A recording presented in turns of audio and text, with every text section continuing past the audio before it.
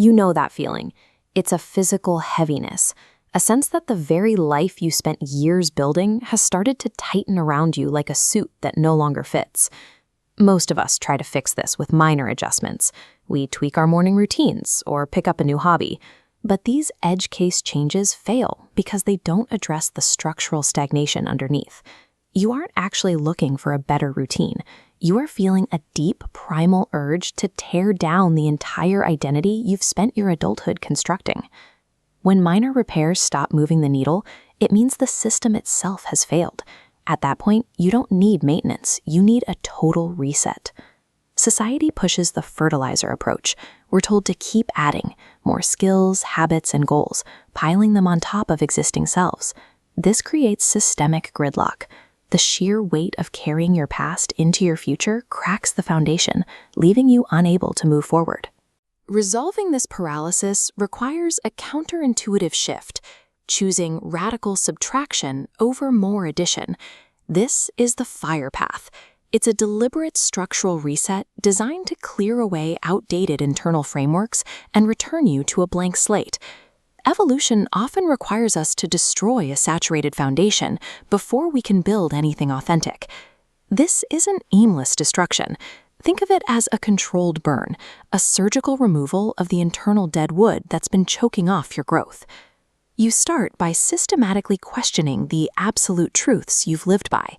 You identify the comforting lies and the roles you've long since outgrown but still feel obligated to play. This means actively detaching from the labels you've used for protection, the high achiever, the victim, or the reliable student. You have to be willing to be no one for a while. Ripping away these layers causes a specific kind of honest pain. It's an intense discomfort, but it's the kind that purifies. Without this dismantling, the baggage of your old identity will eventually corrupt whatever new path you try to take. After the fire, you enter the transition.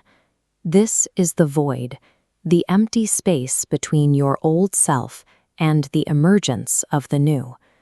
We are wired to fear this silence because our sense of safety is usually pinned to our past accomplishments.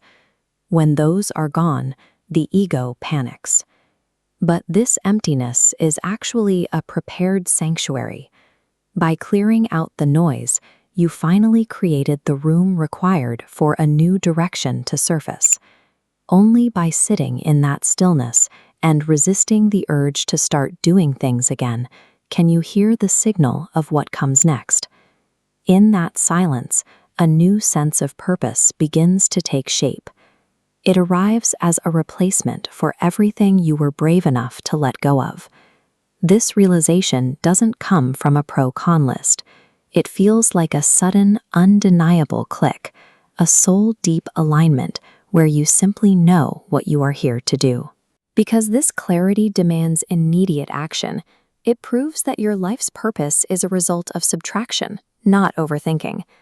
Once that direction is clear, the work shifts from deconstruction to active building.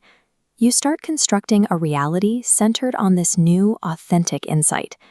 Your actions stop being driven by autopilot or old fears. Instead, your daily work springs from a source of unforced inspiration. The external world often reflects this shift. Opportunities and people who resonate with this unmasked version of you naturally begin to show up. The ultimate prize is the freedom of living without pretense. This authenticity carries more weight than any of the trophies from your old life. Radical reinvention functions as a lifelong engine for growth. You burn what's old, bask in the stillness, give birth to a new purpose, and build around it. The cycle repeats the moment a version of yourself becomes outdated, ensuring a continuous upward spiral of expansion. The goal isn't to change who you are. It's to shed the inherited lives that were never truly yours, so you can finally reveal the person underneath. Look at your habits, your roles, and your beliefs. Which part of your life is just waiting for the